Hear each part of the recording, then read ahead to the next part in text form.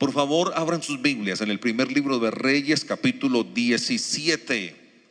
Y vamos a leer del versículo 1 en adelante.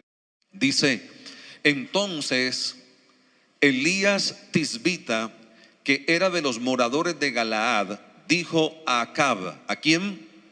A Acab. Y dice la Biblia que Acab fue uno de los peores, si no el peor rey que reinó sobre Israel. ¿Por qué? Porque Acab le construyó un altar a Baal y lo adoró, e hizo que todo Israel dejara a Dios, al Dios verdadero, y se inclinaran a Baal, un Dios falso. Pero también Acab le fabricó una imagen a Asera, otro dios pagano. Es decir, que Baal lo que estableció en Israel fue la idolatría. Eso se conoce como adulterio espiritual. Acuérdense de eso. La idolatría es adulterio espiritual, exactamente. Ok, y por causa de ese adulterio espiritual, por causa de esa idolatría, Dios tuvo que tratar con Israel. ¿Qué hizo Dios, hermanos? Dios trató con Israel, porque Israel es el pueblo de Dios. En Hebreos la palabra dice que Dios al hijo que ama lo disciplina. Amén, lo disciplina. Cuando comenzamos a caminar equivocadamente y nosotros conocemos a Dios, Dios, aunque nos ama y nos ama con amor eterno, pero Él nos va a disciplinar precisamente a causa de ese amor. ¿Por qué lo digo? Porque mucha gente piensa equivocadamente que como Dios es amor, entonces Dios va a obviar nuestros errores y nuestras equivocaciones. No, Dios nos ama y por el amor que nos tiene nos va a disciplinar. Amén. En este caso, miren lo que hizo Dios. Primer libro de Reyes 17, 1 en adelante. Entonces Elías Tisbita, él era un profeta, que era de los moradores de Galaad, dijo a Acab: vive Jehová Dios de Israel, en cuya presencia estoy. Lo leo de nuevo: vive Jehová Dios de Israel, en cuya presencia estoy, que no habrá lluvia ni rocío en estos años, sino por mi palabra. ¿Saben cuántos años de sequía hubieron? 3 años y medio aproximadamente, entre 3 y 3 y medio. Versículo 2: y vino a él palabra de Jehová diciendo: apártate de aquí y vuélvete al oriente y escóndete en el arroyo de Kerit, que está frente al Jordán. Beberás del arroyo, y yo he mandado a los cuervos que te den allí de comer. Y él fue e hizo conforme a la palabra de Jehová, pues se fue y vivió junto al arroyo de Kerit, que está frente al Jordán. Y los cuervos le traían pan y carne por la mañana, y pan y carne por la tarde, y bebía del arroyo. Pasados algunos días, ¿qué pasó con el arroyo? Se secó. Es decir, que se puso más difícil la situación.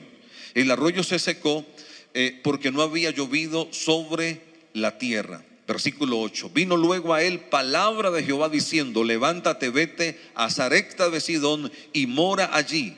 He aquí, yo he dado orden allí a una mujer viuda que te sustente. Hasta allí no más.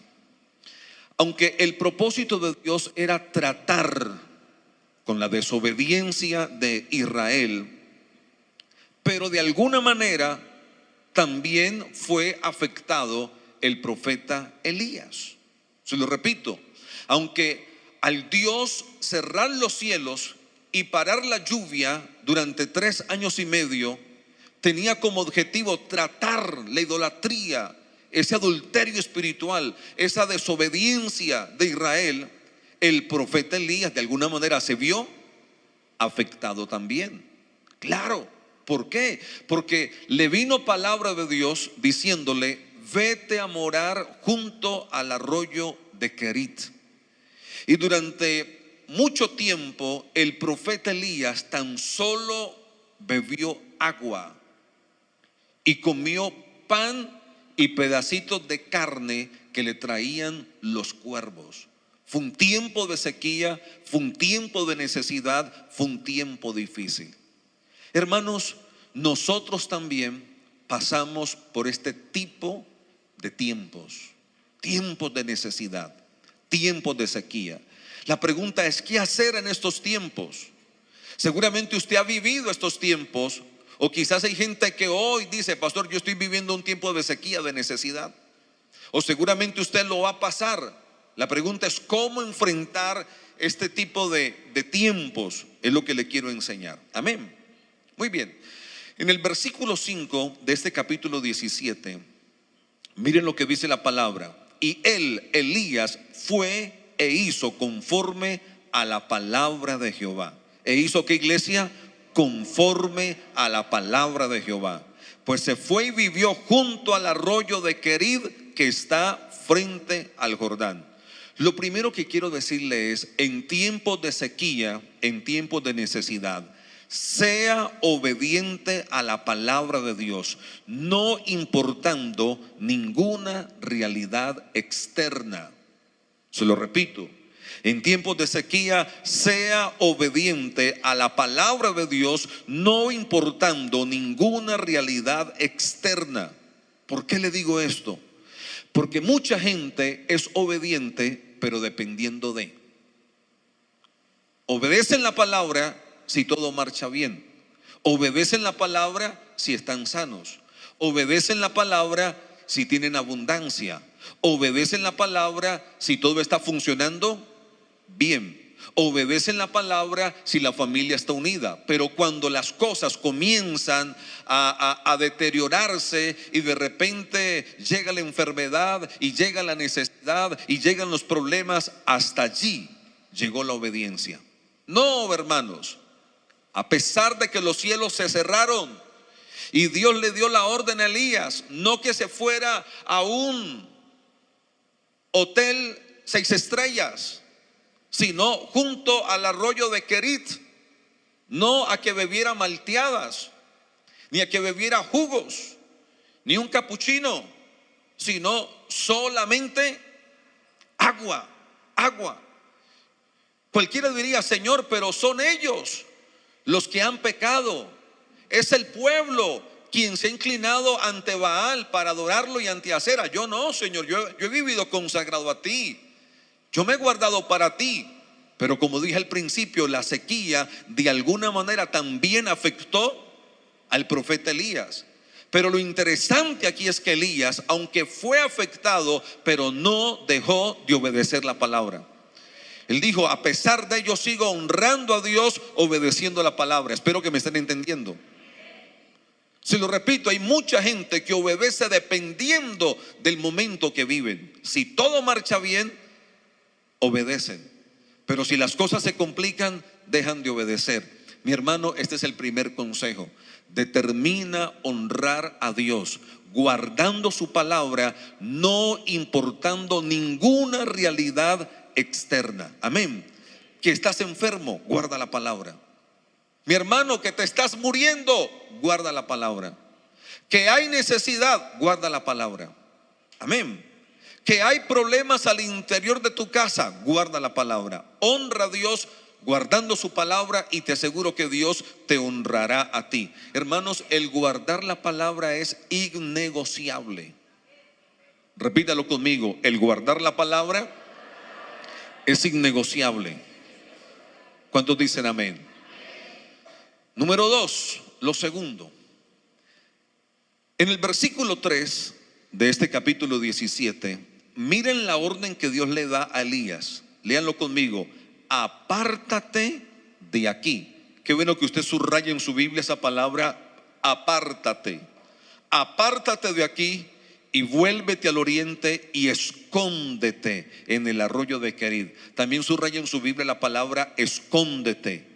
Esas dos palabras son importantes: apártate y escóndete. Amén. ¿Qué significa la palabra Querid? Querid significa partir, separar. Escuchen, en tiempos de crisis es conveniente apartarnos para Dios, escondernos en Dios, vivir un querit. Querit es apartarse. Es decir, todo el tiempo estamos orando, claro que sí. Todo el tiempo estamos buscando a Dios, por supuesto. Todo el tiempo estamos estudiando la palabra, claro, pero hay momentos donde hay que intensificar la búsqueda de Dios, y para ello es necesario apartarnos, escondernos en Dios. Yo les conté el otro día que frente a una situación muy difícil que yo estaba viviendo, y entonces buscando a Dios, el Señor me habló y me dijo: mira, Manuel, literalmente hay un edicto de muerte sobre ti, sobre tu vida, sobre tu ministerio, sobre tu casa, sobre tus finanzas. Y entonces el Espíritu Santo trajo a mi corazón el ayuno que hizo Esther. Yo ya lo he contado aquí, un ayuno de 3 días sin agua. Cuando pensaban exterminar a los judíos, Esther fue movida por el Espíritu de Dios y convocó a sus más íntimas amigas y compañeras para que levantaran un ayuno de 3 días sin agua, por supuesto, sin sólidos y sin agua. Y entonces inmediatamente, ante la voz del Espíritu Santo, y yo no quería, hermanos, que esa situación siguiera, que continuara, entonces me aparté, me fui a Kerit. Y allí estuve 3 días en ayuno y en oración. Cuando digo irme para Kerit, no estoy refiriéndome de irme al río Pance, ni irme al Aguacatal. No, me estoy refiriendo es a apartarme para Dios, que puede ser en la iglesia, puede ser en la casa, o ustedes me comprenden.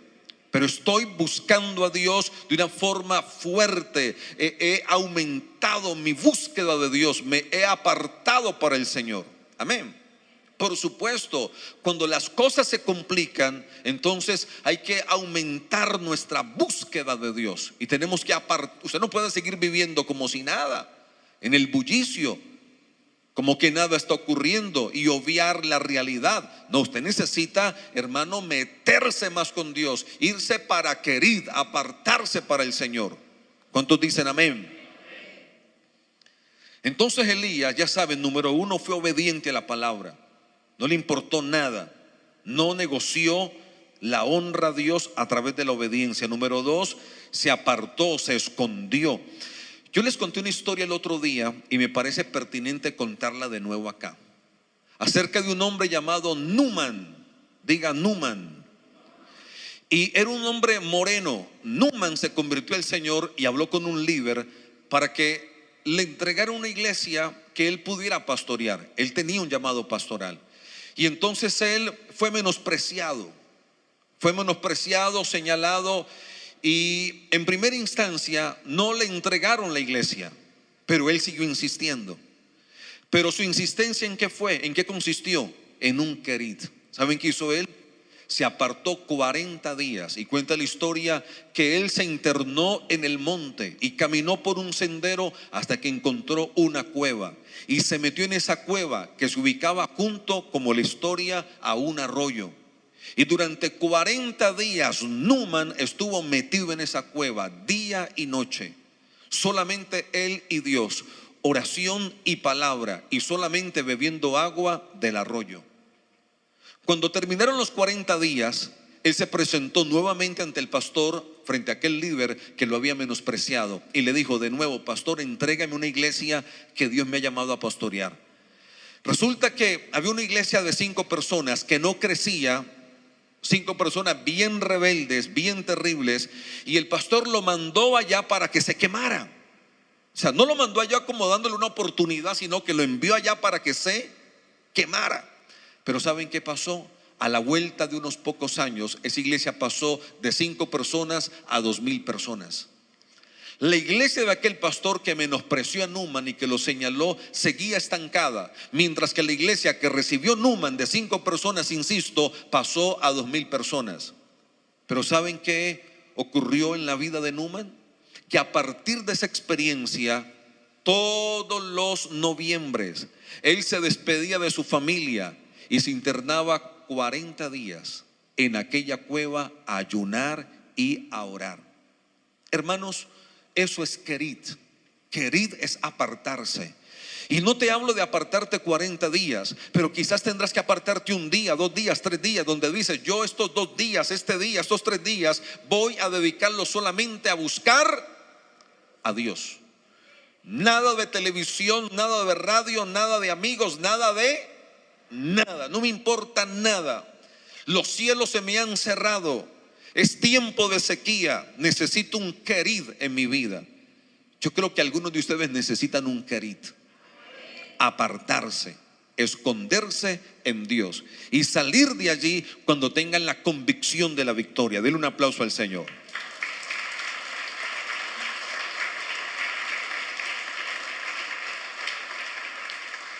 Número tres, hágalo natural. En tiempos de sequía, hágalo natural. Me explico. Lo que está a su alcance. En este caso es beber agua del arroyo. Y crea que Dios se encargará de lo sobrenatural, de lo milagroso. Me refiero al pan y a la carne que traían los cuervos.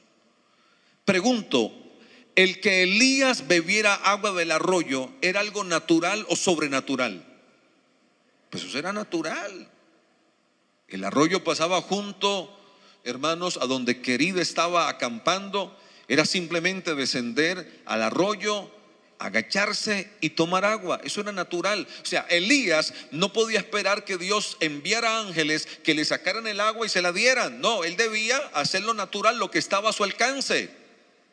Pero el que los cuervos le trajeran pan y carne a Elías, ¿era natural o sobrenatural? Eso sí era sobrenatural. Ojo con esto, por favor, que es bien importante. En los tiempos de sequía, usted no puede dejar de hacer lo natural, lo que le toca hacer a usted. Es decir, lo que le toca hacer a usted, Dios no lo va a hacer. Y cuando usted hace lo natural, Dios se encargará de hacer lo sobrenatural. El problema de mucha gente es que en la sequía no quieren hacer ni lo uno ni lo otro. No, mi hermano, haga lo natural, lo que está a su alcance, lo que usted es capaz y puede hacer, y lo otro déjeselo a Dios. ¿Cómo así, pastor? En lo natural, mi hermano, sea un buen administrador. Pastor, este es un tiempo de sequía, es un tiempo de necesidad. Mi hermano, en tiempo de sequía hay que ajustarse el cinturón. Usted no puede seguir gastando como cuando gastaba en tiempos de abundancia. No, porque la temporada cambió. En tiempos de sequía hay que administrar mejor. Amén. En tiempos de sequía, mi hermano, bueno, quizás no está el puesto en la gran empresa, pero muy seguramente se abre una puerta sencilla que hay que aprovechar. Pastor, pero es que yo me preparé para hacer aquello. Pero mi hermano, en aquello las puertas no se abren, pero sí se abrieron en esto que es más simple. Hágalo. Hacerlo es hacerlo natural. Es beber agua del arroyo y tranquilo que Dios hace lo sobrenatural. Amén, hermanos. Número 4. Aunque el sustento fue con lo mínimo, con agua. Como dije ahora, allí no había sorbetes de guanábana. Oh, Elías, tú has sido un hombre confiable, un hombre consagrado. Yo voy a tratar con Israel. Vamos a cerrar los cielos 3 años, pero tranquilo, contigo será diferente. Para ti habrá sorbete de guanábana, borojó con miel y chontaduro. No, hermanos, agua también, lo mínimo. Aunque el sustento fue con lo mínimo, agua del arroyo y pan y carne que traían los cuervos, tenga en cuenta esto. Con seguridad Elías no dejó de alegrarse por la provisión y de agradecer la fidelidad de Dios. El sustento fue simple, fue mínimo, pero fue sustento, hermanos. Y yo estoy seguro que el profeta Elías nunca dejó de agradecer por lo mínimo. Van a haber momentos en tu vida donde haya sobreabundancia, mi hermano, que puedes decidir qué comer hoy. ¿Será que hacemos sobrebarriga? ¿Será que hacemos pollo a la plancha? Pero allí también hay carne. No, mejor como un huevo frito. Usted podrá decidir. Pero habrán días donde es huevo o huevo, no hay más, hermano. ¿Que sí o que no? Elías no tenía la oportunidad de elegir. ¿Qué tomó hoy? Maracuyá, lulo, ayúdeme, guanábana, mora, guayaba, naranja, fresa. No, era agua y punto. ¿Qué como hoy? Buñuelo, pan de bono, arepa, hojaldra, dedo. No, era pan. Y yo hago una pregunta: ¿y qué cantidad podrían traer los cuervos en los picos? Eran pedacitos, eran casi que migajas. Hay momentos en la vida donde no hay para escoger. Hay momentos que es lentejas, arroz y huevo, papá, no hay más. Y jugo, mijo, ¿cuál jugo? Café. Y la diferencia, pastor, que por la mañana recién colado es caliente, el resto del día eso es frío, mijo, no hay más. Elías no tenía para escoger, solamente agua, pan y carne, pedacitos de carne. Pero estoy seguro que Elías desarrolló la cultura, número uno, de la gratitud. Él estaba agradecido, amén, hermanos, no conforme, que eso es diferente. Él estaba agradecido, pero también estaba feliz y contento por la provisión de Dios. En tiempos de necesidad, alégrese con lo mínimo. Alégrese, no se conforme, pero sí conténtese con lo mínimo y agradézcale a Dios por su fidelidad. No aguanté hambre, no tuve la superabundancia, pero tampoco aguanté hambre. No tengo 4 pares de zapatos para ponerme, pero tengo un par y no camino descalzo. Amén. No tengo, bueno, lo que sea, hermanos, pero tengo lo mínimo. Pero esa es la bendición de Dios. Dele un aplauso al Señor. Amén.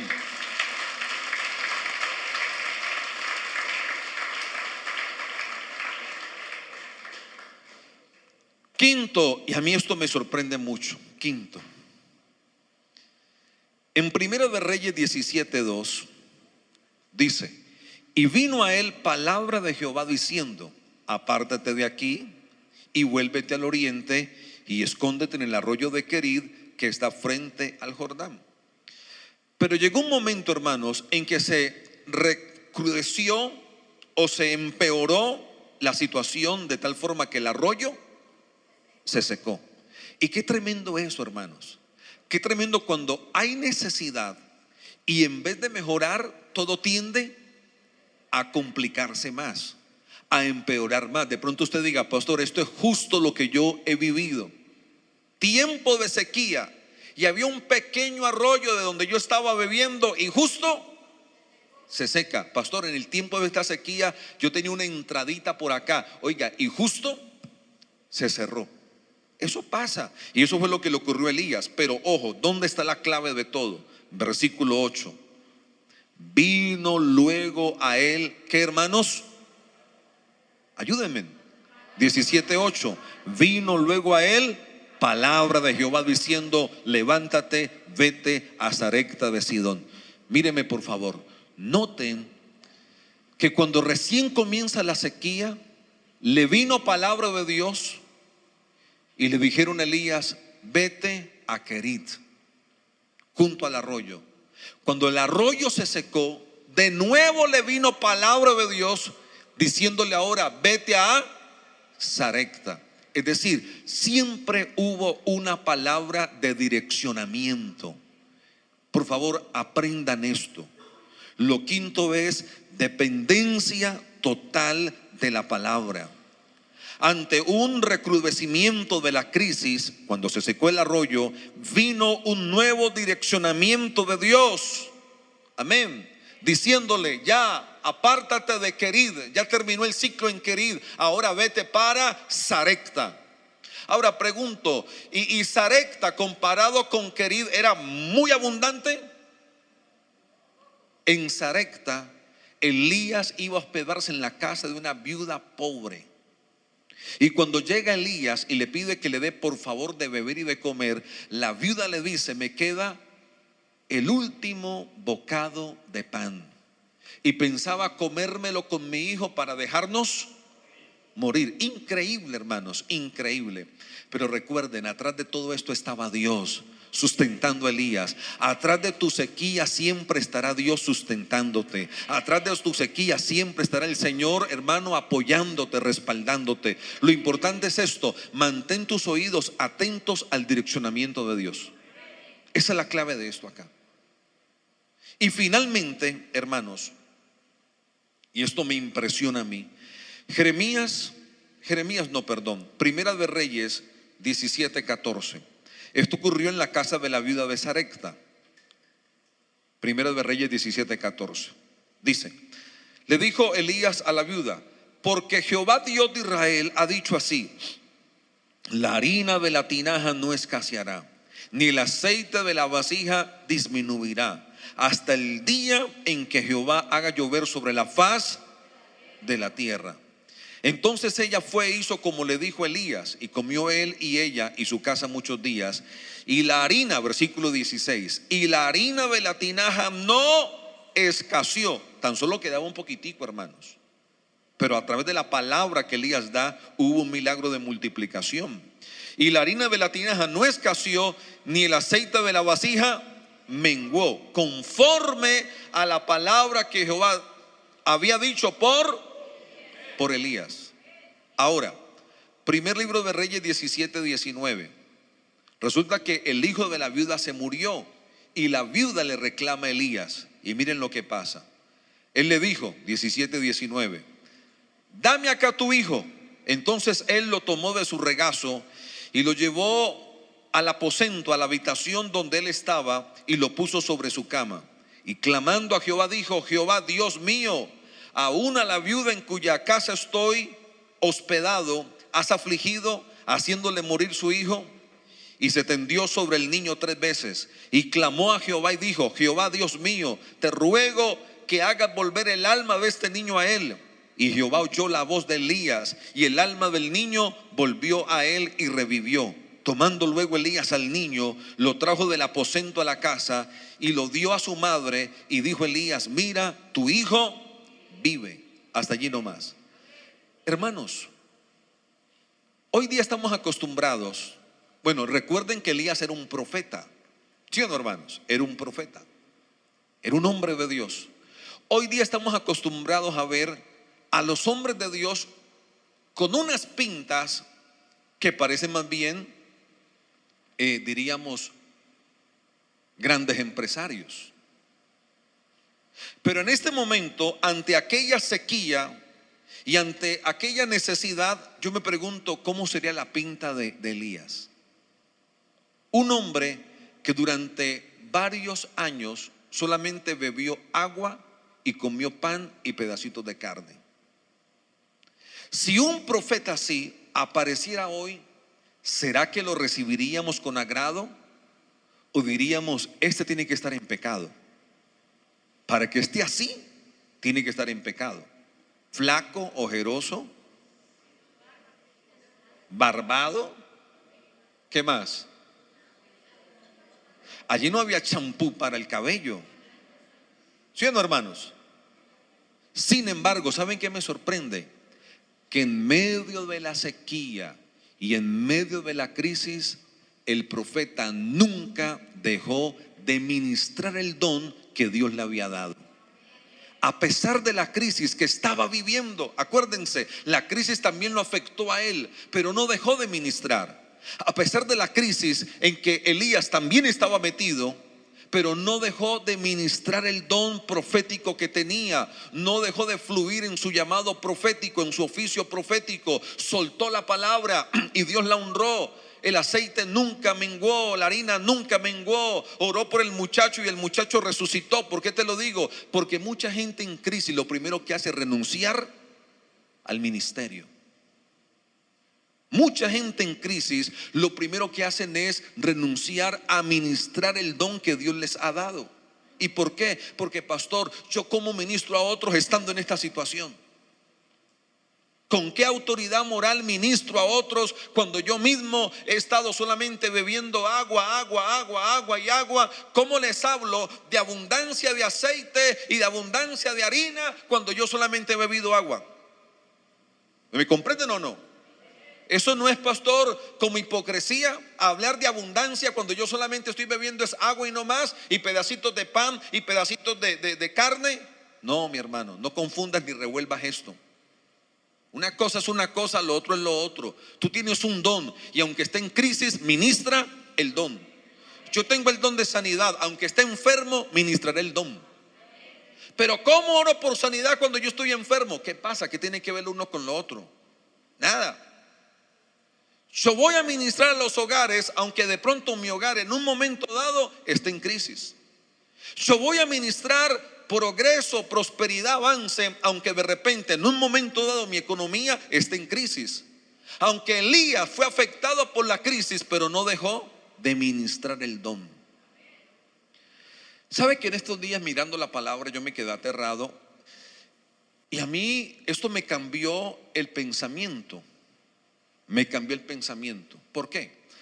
Porque la palabra dice: al que es fiel en lo poco, Dios lo pone ¿en dónde? En lo mucho. El que es fiel en lo poco, Dios lo pone en lo mucho. Miren, hermanos, la mentalidad de mucha gente es sencillamente trabajar durante mucho tiempo para luego pensionarse y en algunos casos equivocadamente no hacer nada más. Pero en la Biblia no es así. Y búsquenlo. En la Biblia siempre fue más trabajo en Dios. En Dios.